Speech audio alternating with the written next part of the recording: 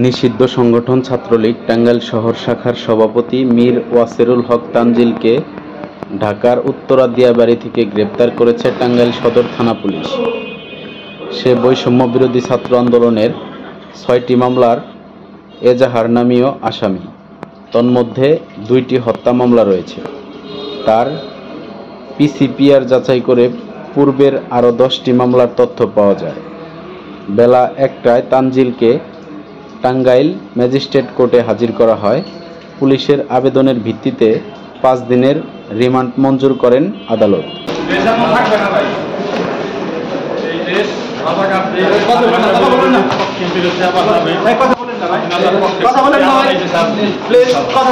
Joy Bangla.